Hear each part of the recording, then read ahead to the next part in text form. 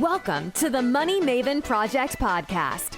If you're here to learn how to obtain freedom over your time and money through real estate investing, you're in the right place. Create the life you want by living with intention and becoming a Maven in mindset, money, and real estate.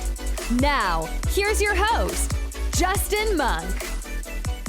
Hey, this is Justin Monk with the Money Maven Project podcast. I am super excited today. I feel like I'm going to learn some new stuff on self-storage. We've got AJ Osbourne here. He's going to walk us through kind of his story and how he's made a life for himself in the self-storage business. So AJ, welcome. And why don't you give us kind of an introduction and tell us your story, man? Yeah, thanks for having me on. I love self-storage, obviously. I have an interesting, it's interesting to hear how people get into real estate because it varies widely. Like some people just always wanted to be into real estate. That was never my thing. Like I always wanted to invest in, but I was a sales guy. I did insurance sales, so brokerage sales, commission based, which I followed in my father's footsteps. He sold insurance, and that was, I think, a leg up for me because it taught me a few really important things, like the benefit of residual income, understanding revenue, because I got paid off revenue. So it was revenue in the door, right? Because the revenue doesn't come in the door, I don't pay the bills. Yeah. So it's you're on a different end of that sphere, right? And as opposed to being in business or at a job where it's like, you may hate it, but you get that steady paycheck. That just didn't exist for me. I was living on a fraction of my income because we never knew when a big client would leave and that income would drop 30%. Yeah. That was, I think a benefit because it installed good habits, more of that kind of that hustle, such an overused word. Just that mentality where every morning you wake up and it's like, go. Yeah. Let's go. Yeah. Because the only way you grow is by yourself. And if you don't stop in that kind of business, or if you stop in that kind of business, you die. There's no in between. Exactly. Right? Yep. And that led me to real estate because it was so over off to one side, right? It's like, it's so extreme as in what drew me to it was I could make as much money as I wanted, right? That's the promise. You sell more, you make more. You don't sell, you don't make money. Yep. And I loved that aspect, that entrepreneur in me, that clicks. Yeah. But really, I learned very quickly that I don't own that revenue. The revenue is not mine. Yeah. Right. Just like, it's almost like I fooled myself. Like I'm my own boss. I make my own money. Right. And I'm like, actually, no, I just have a lot of bosses and they fire me all the time. And I'm always having to get a new job because I'm always having to get new clients. Yeah. So it was actually a treadmill where it was like, wow. And thinking, I had kids and all of a sudden it's like, am I going to be doing this for, how long? Yeah. And there's an arc. And, once you get older, sales is not generous to you. And so that led me to say, I learned a few things. I started to acquire small sales businesses and we just rolled them up. And I thought, this is better than selling one client. I'll buy a bunch. But I got that hard lesson where I don't own that income and they can leave at any time. So I'm paying for revenue I don't even own. And it's like, they just leave. It's gone. Yeah. And so I really said, I got to figure out a way here that I can compound because I can only work so many hours. And so my earnings was capped. It was capped by natural laws, like you have 24 hours in a day. And because of that, even though I could sell larger clients, there was always a cap. I could only work so much. And the moment I stopped working, you're like, you stop working, that clock is on to bankruptcy. So that, I thought I need residual income because I learned early on the benefit of residual income in our sales because you sell once and you get it month to month to month to month, right?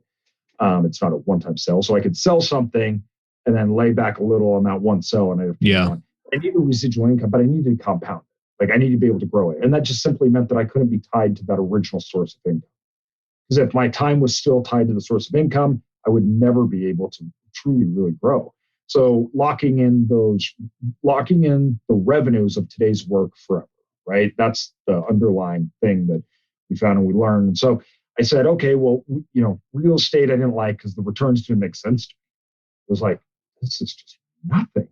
I got to put up how much money to get how much in cash flow? Mm-hmm. And it's the other blessing of sell. Cash flow is the only thing that mattered. This whole equity thing, I didn't even get it. Right. It's like, can you pay your bill with that? No, then it doesn't matter. And that's how I lived. It's a very good point. Yeah. Right. And so from there, I started looking at how I would move forward and where we would go.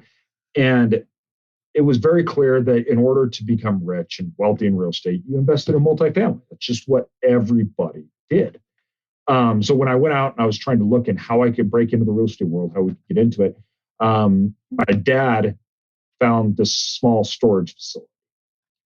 And he bought it in this nowhere near market with just simply there's not any toilets. Now, the premise was not only that we needed some side revenue, but also we needed depreciation. I was also taxed at the highest amount. So for every single dollar that I invested, I did the math and it'd actually take me almost 10 years to make it up because I'd already lost 50 cents of it. Yeah. Right. So I made $1, 50 cents was gone in taxes. So then I invested that now $1. Well, I still had to recoup the 50 cents before I was even made whole. That math sucks. That is a wealth destroyer. It just doesn't add up. You just can't make money do it. Yeah. And so we're like, depreciation can help offset taxes. And that's where we were like, hey, this could be really good. So maybe not the income, but the taxes, right, can help us out. And so anyways, we started looking multifamily, everything else like that. And we were like, well, maybe we'll get another small storage facility. And we're like, nobody gets rich doing storage.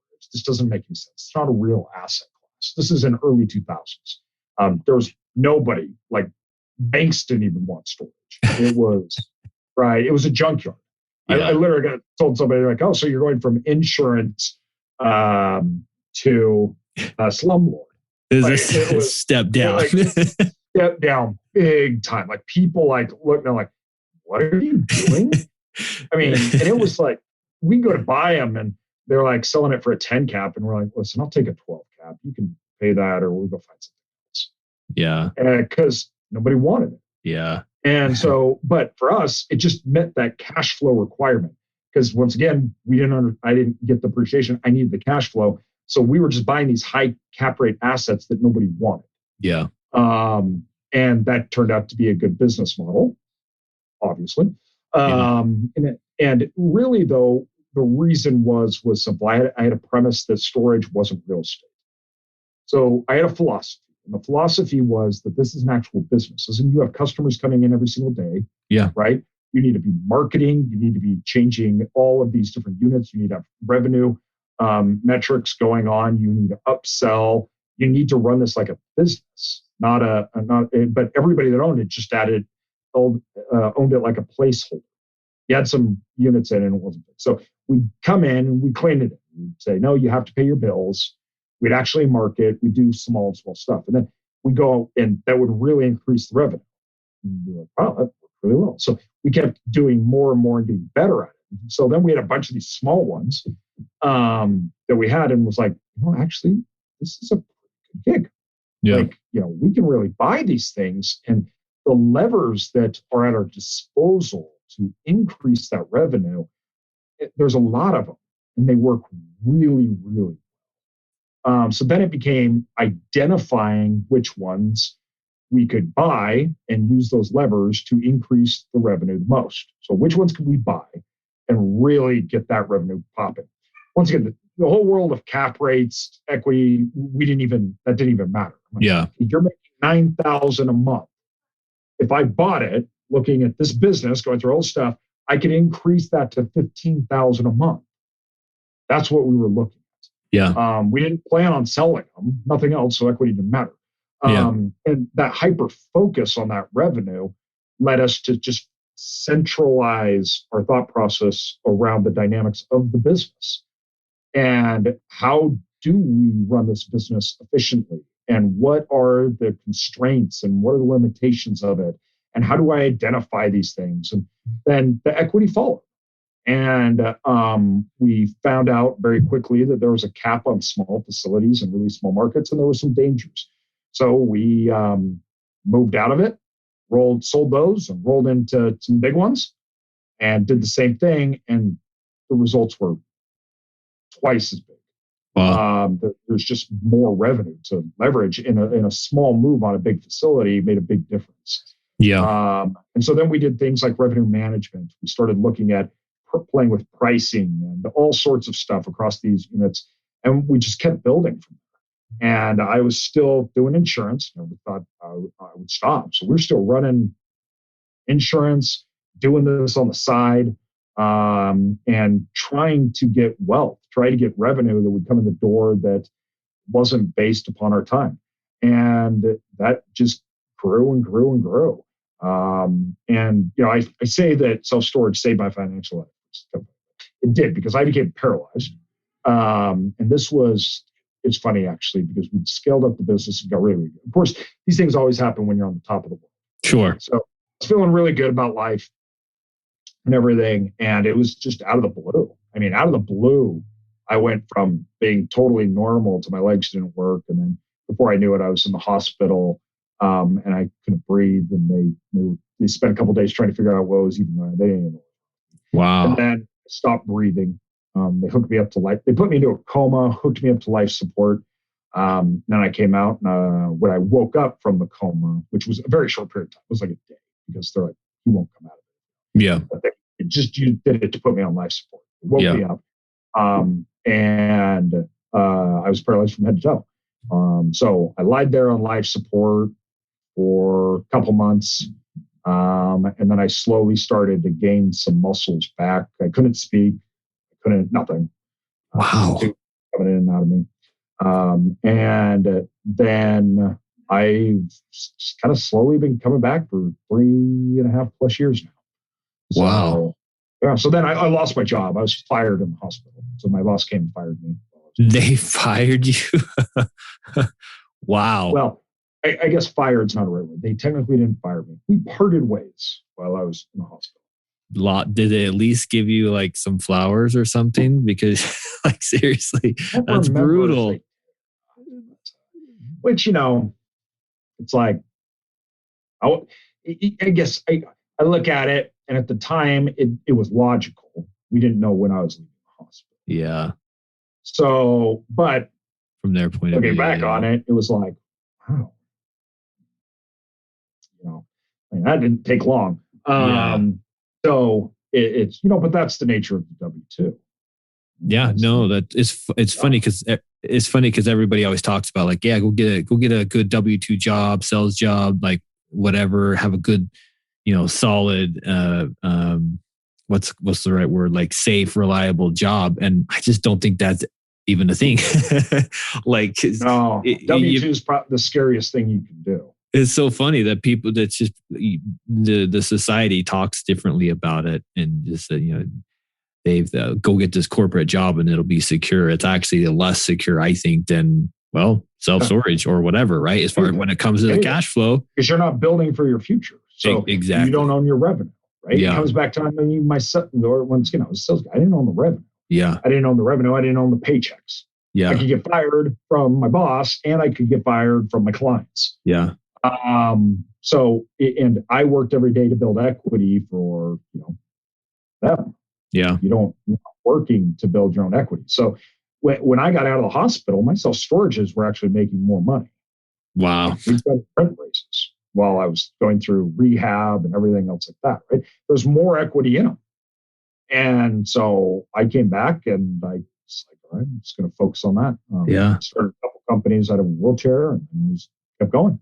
Wow, that's awesome. So amazing that you build this self-storage business up. It's now making more money for you than your insurance job, and you end up getting fired, paralyzed essentially for a while.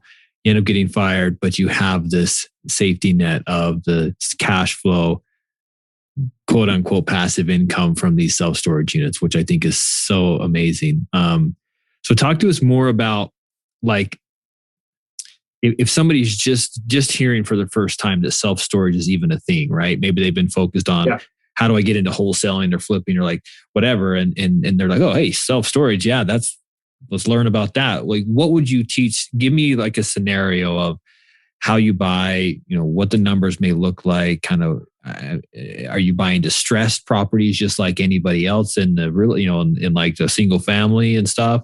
Like, give us a scenario of what it's kind of like. That's okay. So that's actually something good you just brought up. Like, distressed for me is distressed in a different way. Like, when you're looking at a distressed property in single family, like you see it. Yeah. That thing's a dog. For me, I look at the business. The business is distressed. The property may look great, but the business is not. Yeah. That's what I buy. I'll come in and remodel and do things like that facility. So, but really my mode is actually I come in and leave most everything exactly the same. I fine tune the business. So I fine tune the revenue, acquisition. We look at how we're acquiring customers, how we're getting the customers that we have, the pricing, the sales, the upsells. I just fine tune the operations. I make it look nice. We run it good. We put in policies, procedures. We get a cohesive brand, call centers, marketing team.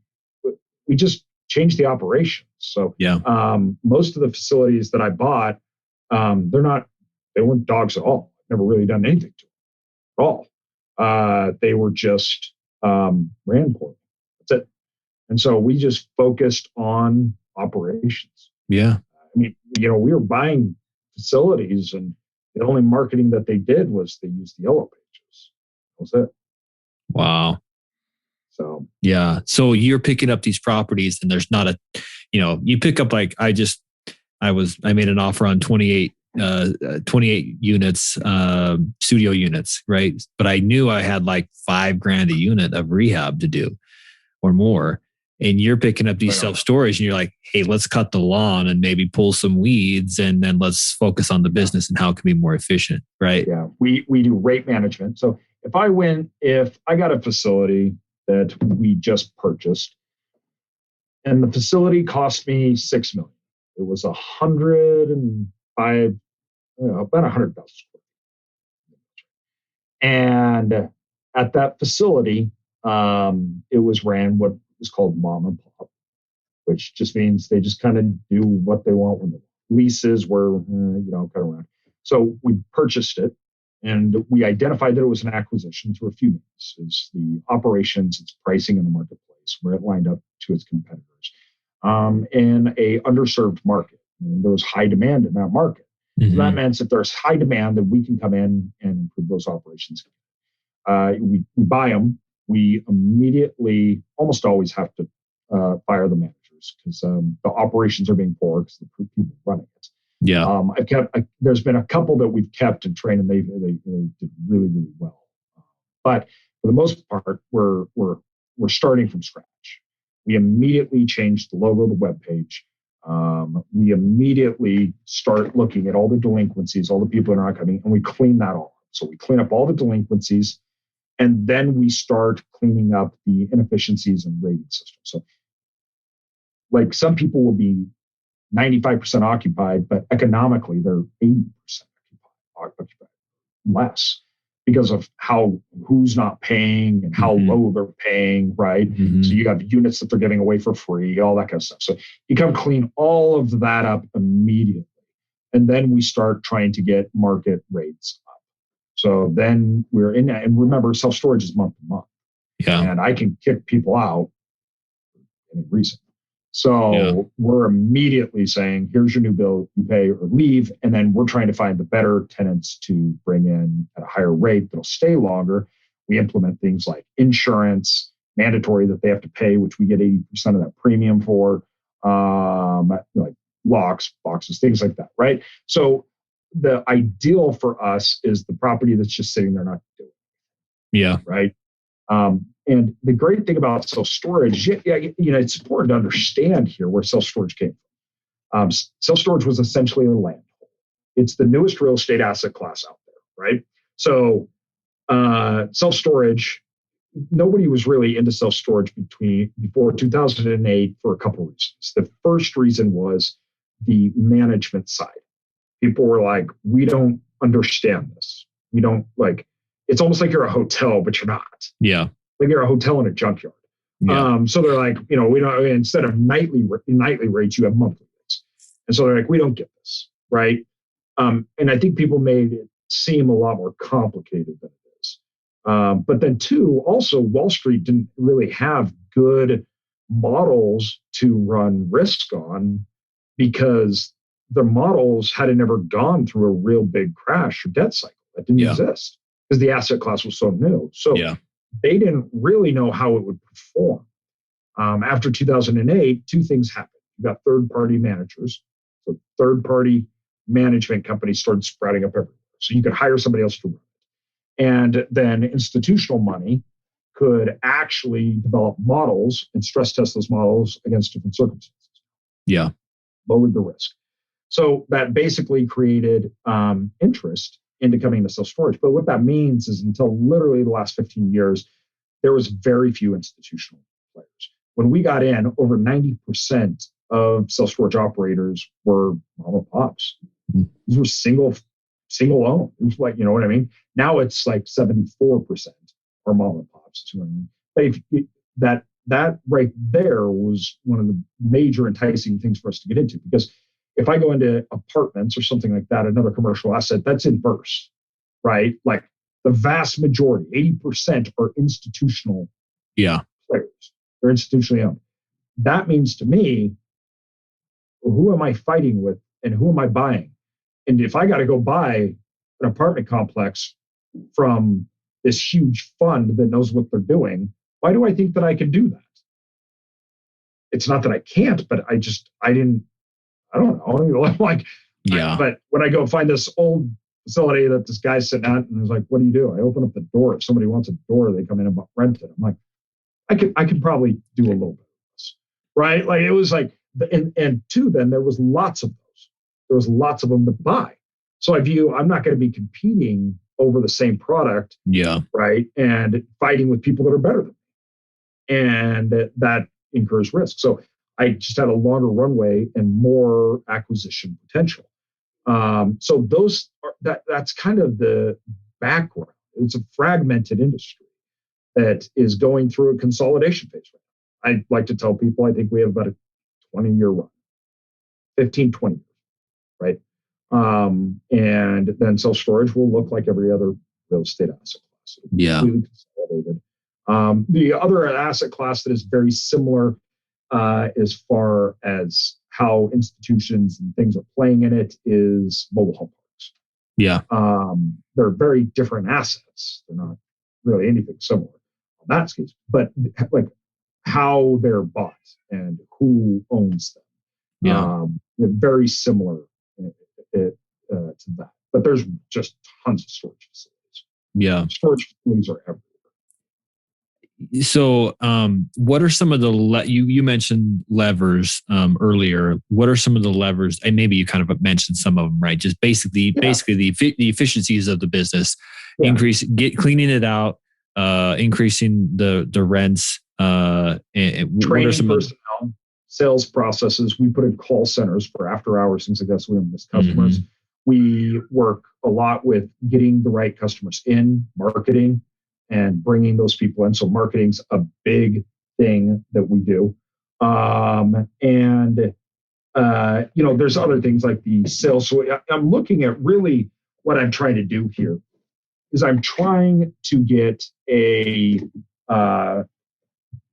think about it like Amazon, right? They want to increase your cart, so to speak. So if I can get you to buy more when you're checking out, that's better.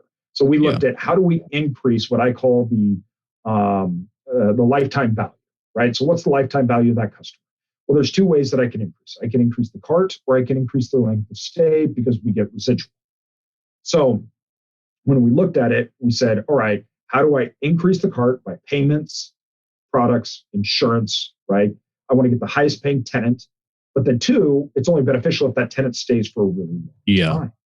And so we focused a lot on that. Like we found out that, over 60% of the people that decide where they're going to store their stuff are female. It's like 64%. So we're like, okay, well, then what are females going to want? We want them very well lit. We want them really secure. We want them to smell good, look good, right? These need to be good quality assets. Yeah. And then immediately you just change the type of tenant we were getting. So we did the cleanup and looks and things like that. And then we would change the length of stay. The better they felt about it, the longer they would stay. Those tenants would buy more insurance. Those tenants would buy more blocks and boxes and everything else. So our cart and our length of stay would increase dramatically. And we would have less delinquencies. So the revenue would just really start to go fast. Yeah. That's impressive. I like that. What are you finding like a good, and maybe this isn't the right metric, but like what are you looking for per unit in cash flow? Is there kind of a guideline that you use there? Because I mean, like for single family, I'm usually looking for like 200 or 250 a door. Multifamily, I'm looking for 100 a door. What do you kind of, and maybe it's not a fair comparison, but I'm just curious to know kind of if you have a metric there.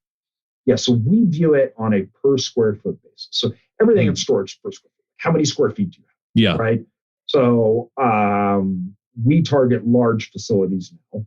We used to be very small, but we're looking at 80,000 plus square feet. Yeah. Which translates into whatever, 600, 800. We look at a revenue per square foot. So let's say I'm going to grab a calculator here, but we're looking at generally $1 a square foot a month in revenue or higher. Is where we need to get it to. So if I'm buying it, generally I want the gross revenue divided by the square footage on a per month basis to be low. So if I could buy it at 80 cents and then increase that to $1.20, right? My expenditures didn't change. Yeah. Nothing like that changed. So that's just goes to the bottom line. And so we really are analyzing it. That's kind of how we look at it, because it's hard to do by doors, because I have facilities that'll have 15 different types of units in one facility. That's a good point. Yeah. So it's like those doors range everything. And that's another way we play with the revenue. So when I'm looking at the revenue, like if you look at a 5x5, right? A 5x5's revenue per square foot could be $2.50. Yeah. And then a 10 by 20, maybe 50 cents. Yeah. So when I look at a facility, I look at demand, but not overall market demand like you would in housing or something like that. I actually take every single unit and I map out in what's called heat maps. And we're looking at individual units' demands. Then we do the pricing and how far we can drive every single line or item, like just a product, right? And how we can sell those. So the units give us almost that benefit, right? It gives us the ability to play more levers, right? It's just different things I can do with different types of units. If some units aren't selling, we've had a facility that had 200 units that somebody built of units that nobody wanted. It was a huge facility. So we took 200, which was, the facility was at 60% occupied, because 200 units had basically nobody. They sold 50 units out of 200. Out of those 200, we took the walls out in between. All we did is change the size. We didn't change doors or anything. And we filled them up within like 6 months. So we went from 60% all the way up to 90%. But the perceived idea was they were lowering rates on all the units to try to fill it up. But all the units weren't empty. And so then we just uplifted all the rents on all the other units, because we're like, that doesn't even make sense why you're giving discounts and laying off on the other units. You only have one unit that's a problem. Yeah. That's awesome. So if somebody, because it's funny, because I'm totally thinking of like 2 or 3 storage unit facilities in my local area right now. I'm like, man, I need to figure out who owns those. But if somebody was looking at a deal,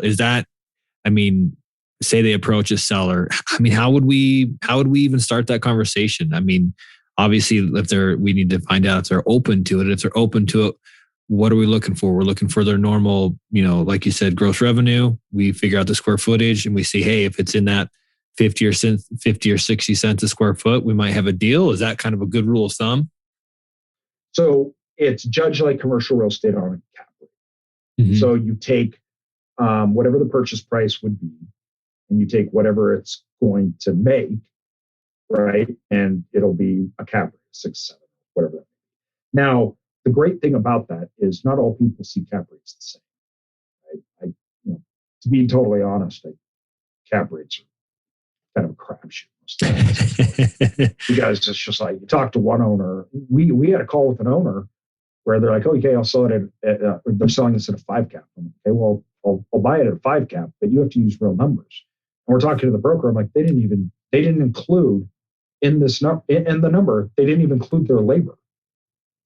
So they were making $60,000 in net profit. Just the labor was over half of their profit, which makes it a zero. Yeah. It was like nothing because they didn't include all these other expenses, right? Yeah. They took it off the market 3 weeks later. But it's, so they took that off the market. And this is important to know. They took it off the market because they couldn't sell it. When that broker listed that, within hours, he had 300 emails. He had calls nonstop of people trying to buy it. And the numbers weren't even right. And I called him up and I was like, hey, man, you got to answer these questions. The finances are wrong. Mm-hmm. They're not right. And he's like, well, that's what they told me. And I'm like, but they're wrong. Yeah. So he calls them up, of course, and I have to come back. So it's not really a 5 cap, right? He could have sold that at a 10 cap. It wouldn't have even been a 10 cap. You would have been paying millions for something that would have made you $20,000. Yeah. And so, in storage, I'm looking at this revenue. So I'm coming in and I'm saying, okay, what is your total revenue? What are your total expenses? On that, what is a fair valuation? Then I'm looking at it and say, what needs to be done? So there was another one that we were looking at, and it needed $300,000 off because the roof was like ruined, right? So in storage, the expenses associated with it really are, like the cement, the buildings, of course, but the roofs. So like the actual pavement, the cement, and the roofs are big ones.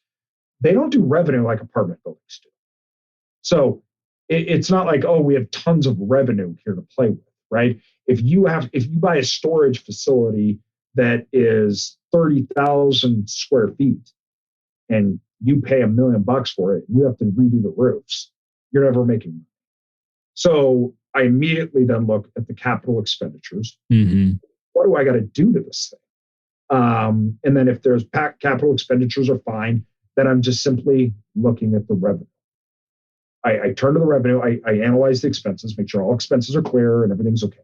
Then I look at the revenue and say, how could I get this to make more money? Yeah.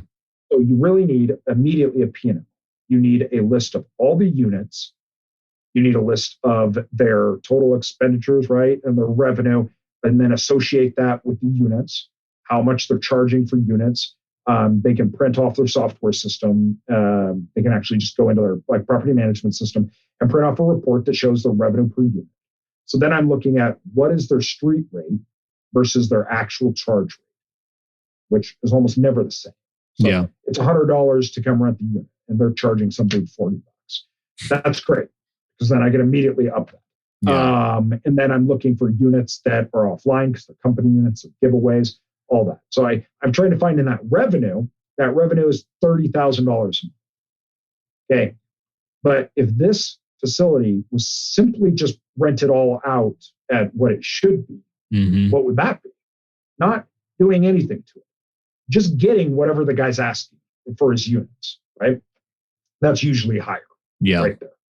And then I say, okay, now where can I go with this facility on the marketplace, right? So then I start looking around. Am I in the top rates in that market? Because if I'm the top rates of that market, this guy's running it really well and he doesn't have a lot of expenses. There's only one way for it to go down for me. There's only one way for it to go. That's down. That's what I want to avoid.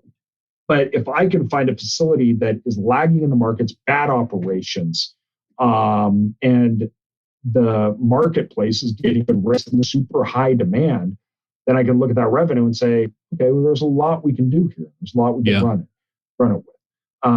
That's how we approach it. It's all in the financials. It's P&L. Get a P&L and get the map. Yeah, I love it. That's super easy to understand, and it seems like an easy process. How are you determining if there's demand in the market that these units are gonna fill? I mean, because how do you determine? You hit it. That's what the number one thing people screw up on. The number one thing people get wrong is demand. Demand's the only thing that matters in self-storage. At some point, self-storage is a commodity. It's a box. Yeah. Yes, there's better locations. Yes, there's better service. On and on and on. I was looking at a statistic today that 85% of everyone that rents a unit, it was their first call they made. Just saying, I just need a unit. Right. Mm-hmm. So with that said, when markets get oversupplied, there's nothing you can do about it. There's nothing. I shouldn't say there's nothing. It just means, though, that you can't fight that tide. That's a losing battle. Yeah. So the idea is understanding where demand really is. Because if there was demand, and I used to always say, okay, I just need to be in a market and make sure there's good demand. Because I can screw up everything as long as there's good demand. I'll be okay. It's still my prevailing mode of operations today. It demands the first in and the last out. Yeah. That's all we care about. The demand, when I look at demand in self-storage, there's a few ways we look at it. Once again, it's a per square feet in the market. But this is the story of our time because everyone that's listening to this right now knows where a storage facility is being built in the city. Because they're being built everywhere. People are building, we have been on a 5-year just building spree. Yeah. Like every single year has been records. And by records, I mean, it was like double previously before 2008, anything that had ever even happened every year. And it just keeps going higher. So for me, the biggest risk, right, that anyone has is demand. Demand, I look in two ways. We look at an actual straight line, square feet per capita. Okay, so how many people are in that market and how much storage is available? Now, this can be deceiving because different markets utilize storage differently. They're not all the same. But in general, right, there's this kind of rule, 8-9 square feet. You get over that, you should be concerned. You need to be worried. But I'm in markets that have a lot higher. But I understand the market utilization. Now, that's the second part that's really important. It's the utilization of that space. Okay, the space is here, but that's only significant to the point that I understand what's being utilized. Yeah. That is done by occupancies and raising rates. Those are how I confirm demand. I take the total square footage, then I say, what are the occupancies of these and what is the rent placement? Or if rent's been going up, or does rent go up and they immediately back off because occupancy drops, right? Mm-hmm. So how is this market affected? So some markets are stagnant. So you're buying something and it's really not going to go anywhere. Yeah. Those are what we try to avoid. Now, the most important question is after you figure out, okay, there's obviously demand here. It's not today's demand, but future demand. Yeah. That I do with the planning and zoning department. Where are they building? If you're in a small town and somebody builds a storage facility and they overbuilt that market and that city's not growing, well, then you're going to have a lot of units that nobody wants, perpetually. So those are the things you need to avoid and generally how you figure it out. Yeah. Yeah, perfect. That makes a lot of sense. And how are you how did you fund these deals initially? And has that changed now that you've grown to more units? Are you like bringing in investors? Are you syndicating these deals somehow? Like tell us kind of how it started and what it looks like today. Yeah, so it was all from me and my dad's incomes. Mm-hmm. Starting out. That changed. we do bigger properties now. We do more. Now we syndicate. We do a lot of development. Yeah. So I do conversions. So I buy bankrupt Super Kmarts, office buildings, and I turn those into storage. Oh, wow. Okay. So when we're doing things like that, we syndicate now. So we raise capital. That's a new thing, actually. That was just last year we started. And that's been awesome. We get to do way more. And everybody wants to be in storage.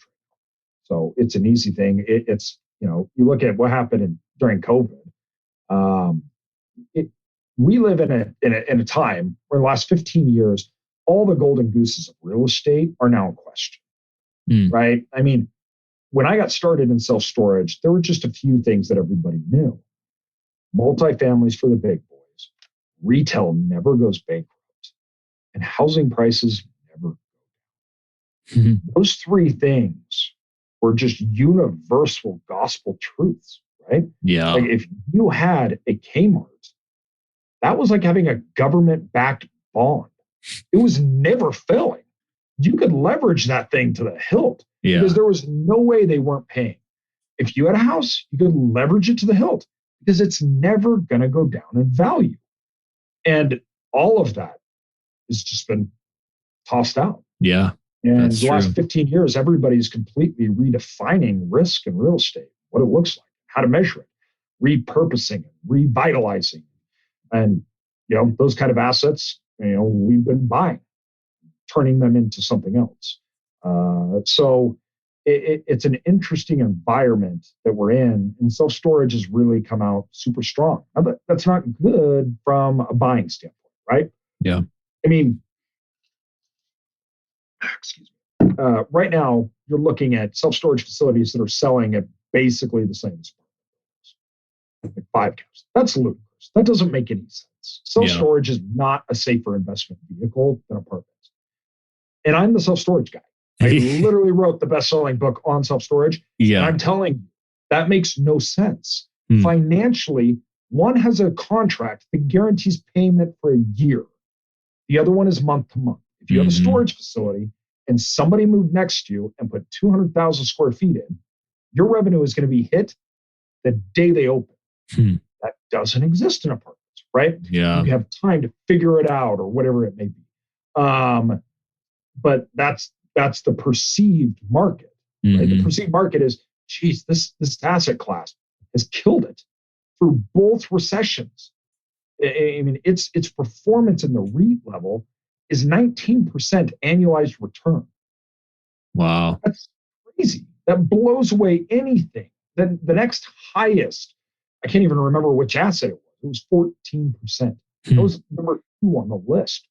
The gap between number 2 and number 1 was bigger than the rest of the next 4 or 5 combined.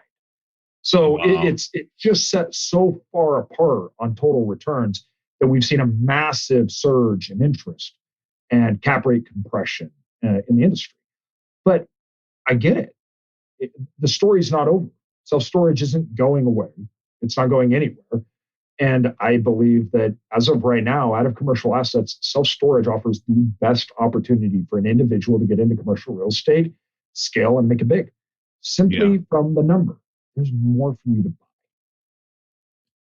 That is super intriguing. I am super interested on this self-storage thing. I think it's definitely, like you say, I think it's definitely got some awesome potential. So kind of shifting into a different gear here, as you've maybe you've coached people in the self-storage world, maybe you've helped people along their journey, maybe you probably are obviously met people trying to make it big in real estate in one way or another. What are some things that you've seen characteristic wise that has helped that separates those that succeed in what they're trying to do from those that don't? Honestly, I think it's the same thing in all aspects of entrepreneurship and everything else. I own several other companies. It's people they just give up. Like they just stop. It's strange. They get super interested, which I get. Shiny object syndrome. Right? I'm like, nobody had it more than me. I've tried to do everything flipping or different things in different ways, right? I'm not bashing on anybody that does that because I'm talking about myself. Yeah. But consistency and expectations, we've got probably over 150 million in assets right now. Wow. That me and my partner personally. And I just like, it took a long time, right? And you see it at the end so quickly. It's like, holy cow, right? Like that happened fast. Yeah. We started buying small facility. We had 3 facilities. We weren't making great money or anything. I still have my day job, right? And a lot of people are like, why am I doing this? Mm-hmm. Right? Like, I think when you look at like flipping houses, there's such an upfront reward, right? If you can get that house across the line, it's a shorter time frame, right? Mm-hmm. But you can see the spread. I mean, the spreads are obviously massively contracted lately, but still in a lot of markets, there's great spreads, and you're getting an immediate, boom, $100,000 pop or $50,000 pop.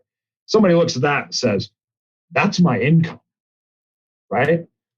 That's when you're buying cash flowing assets that need works to be improved, right? And you need to develop a skill within that takes time to develop. You just don't get that fast. Now, the difference is, though, obviously, mine's resilient towards cycles and it can be compounded without me doing anything, right? I got 15 employees in here that work every single day, finding deals, buying deals, turning deals around. Whether I'm in Hawaii, whether I'm at the ski hill, or whether I'm here, my business is growing. And even if all the growth stopped, I would still go to Hawaii or I'd still go skiing because my revenue won't. Yeah. And that's the biggest difference. It's a wealth compounding aspect that takes time. I don't care what it is. I don't care if you're a business, startups, we have products, businesses, service businesses. You got to say, listen, I'm really interested in this. I'm going to be diligent. I'm going to work at this every day. I understand I have lots to learn. I'm not going to expect anything. I'm going to upfront huge. I'm going to pay my dues. It's just hard. Yeah. I've worked 2 jobs for most of my life. Yeah. How do you, what's a tip to help that person, right? That's maybe getting started, but just like frustrated with how long it's taking, like in the slower process. Because when you're in it, man, it feels so slow. But then you look back on it, you're like, oh yeah, we've made great time. But how do you stay patient with the process? I allow myself. So when we did it, right, like once again, we were buying some storage facilities, and I'm like, okay, we'll do this right now, but we're not going to be doing this. We're going to do big things. One day we're going to do great things. And definitely not going to be storage, right? And so with that in mind, in that thinking, I allowed myself to do other things, quick hits, right? So like I have a friend that's a big flipper. It's like I would always designate myself in my sales, right? I was building the storage business, but I'm going out and selling to make a quick hit. It's like I'm giving myself that addiction, right? Yeah. I'm letting myself have a little. Okay. Yeah. All right. I can get through this because I have another outlet. Some wins along the way. Yes, I got wins here. And I think that's important. It was for me. I am probably the most impatient person in the world, and I'm a sales guy, right? I want something. I'm just going to go out and get it, right? And I'm in charge. That's how I view my life. I'm in charge. So working at something for a year and not seeing results into that sucks. And it can be demoralizing. So giving yourself little hits and wins, creating it part of the bigger plan, right? I always looked at it as a triangle effect. Okay, so I viewed there's 3 legs of the store. Okay? I have an equity play, a cash flow play, right? And then I had a wealth play. That's how I looked at it. So my wealth play was storage, right? My cash flow play was sales. My equity play was business investments, tech. Whereas this is just going to be equity. I'm not going to really, it's not going to get things. My cash flow will lay me over and I'll build wealth through this vehicle. I had to do that because of my personality, not because I needed to. Yeah. It was like, I need this big hit win that's an equity play. That's like more like gambling, right? It's like, if this hits, it's going to be amazing, right? And then I needed that cash flow because I'm like, first of all, I need to invest. Mm-hmm. And I'm not a fire guy. I don't live on nothing, right? Yeah. And with that said, I lived on 30 to 50% of my income for a long time.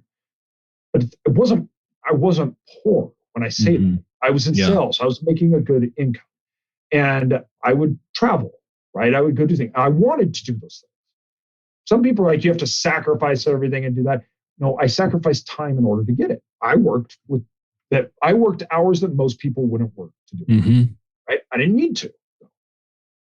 And I could have stopped, but I gave myself that because I wanted it. I think that's okay. If you want to do those things, you can. But the wealth building is what ended up actually making. The wealth building is what now pays cash flow, it pays equity, it pays everything. Yeah. And I'm really happy that it went that way. I'm really happy that because I still have my other 3 legs. Yeah. Or my other 2 legs to it. I love that. That's how I do it.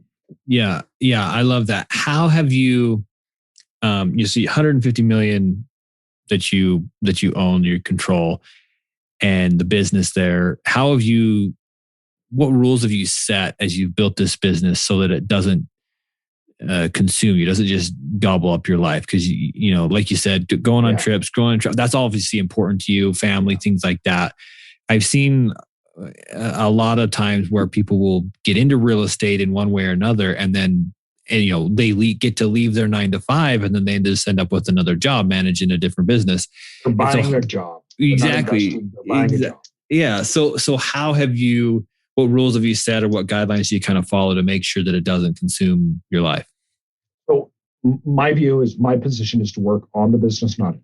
I can't be working. And I need to hire great people to come into the business, take that so I can continually grow in the business. So I have executives, all my employees roll up to them.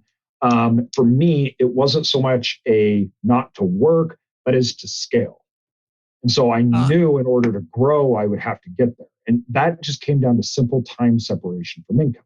My income couldn't be derived from my time. If it was, I was failing. That's it. I had to work in order to that wage to come in.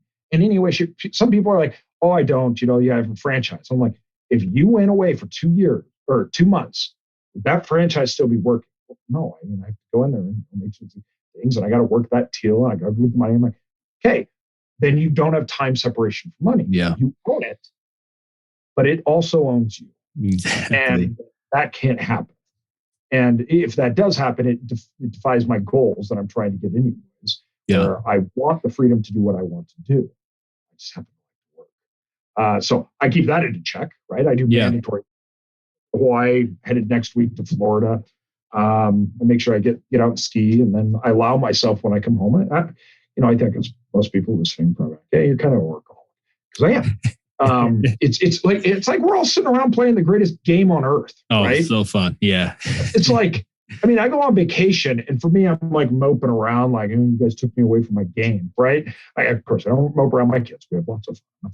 But and I vacation a lot, so don't think that I don't. But when I go to work, I love to do it. But I had to isolate the activities in working that were correct for me to grow the business.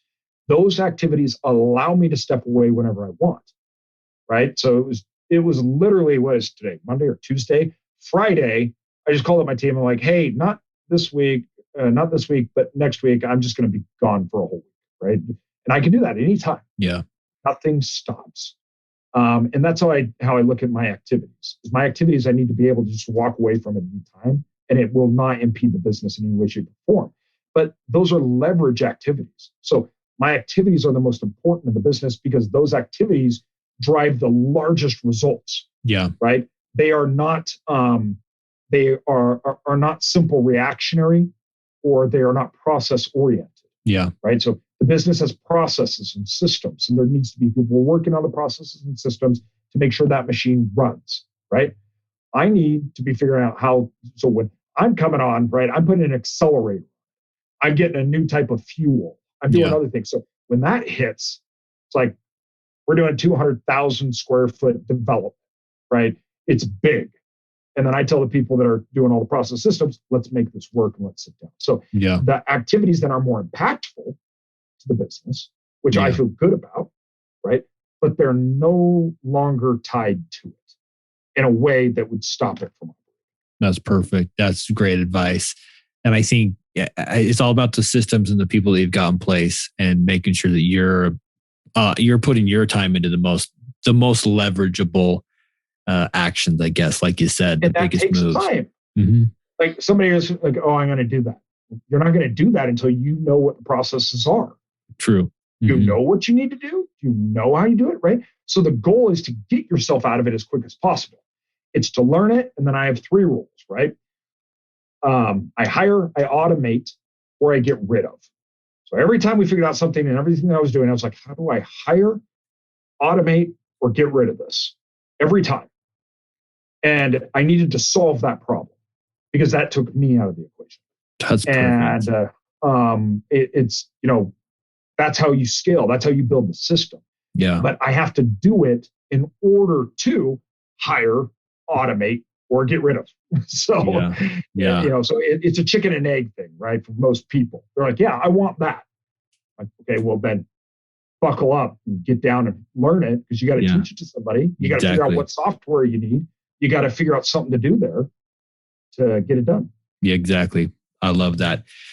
A couple of final questions here before we wrap up. What are a couple of books that have had the biggest impact in your life as far as kind of changing your mindset around money and investing and life in general? Okay. I'm looking over my bookshelf. So I love big thinking. So I like things like Ray Dalio. I like things macroeconomics, because how I view it is, if you're going down this road, I'm the captain of the ship. I need to be looking out over the seas for storms. And I need to be figuring out which way we should be headed, right? Yeah. So I think when it comes to books, anything by Warren Buffett, just blanket. Yeah. I mean, just dive into it. I have a book by Warren Buffett that all it is it's a combination of all of his teachings that's organized and categorized. So you can look at it based on revenue, things like that. It's not the Warren Buffett way. That's also a good one. But that's a great one. There's a few others, but really I would start with the bigger ones because really I think anyone that doesn't know where they're going, figure out how the world works first. Yeah. If you're trying to pick an avenue, if you're trying to figure out where you belong in the world, I'm amazed how many people want to figure out where what's their purpose. Well, do you even know how the world works? Yeah. The vast majority of people have no clue. Yeah. So how do you expect to know what your purpose is inside the world that we live in if you don't understand how it works? Yeah. So start figuring out how the economy works, how the world works, and you'll better understand what your purpose is and what you want to do in it, and 2, what you don't want to do. Yeah. No, I love that. That's awesome. If people want to learn more about what you're doing, more about you, where can they go? Where can they find you? So actually fairly easy to find online. AJ Osbourne Self-Storage. We usually pull up a lot of stuff. Instagram, AJ Osbourne. Go there. Twitter, AJ Osbourne. You can go to my site, Self-Storage Income. I put out free stuff. There's no funnels. There's no coaching programs. Don't do that. If you want to get back and help me out, bring me a deal. That's how I make my money. There you go. So there you go. Oh, and I guess I got the book. And the book. I did write the book. So if you want to learn all about self-storage, it's Growing Wealth in Self-Storage. You can check that out. Perfect. Find that on your website or Amazon.com? Yep, Amazon.com. Perfect. Well, man, this has been enlightening for me, not only on the self-storage idea, because that's new to me, but also just I loved your insight on how you're looking at these self-storage properties as a business and just getting them running more efficiently. And then obviously it seems to me like you have that same practice in your own business of just, like you said, hire, automate, or eliminate. I think that's an awesome strategy. And so I've learned a ton. Hopefully our listeners have. I appreciate your time jumping on here, man. This has been awesome. Any final parting advice for our listeners out there? Just keep listening to Justin. Thanks, man. Appreciate you having me on. Thank you. You have a good night, man. Hopefully we cross paths again soon.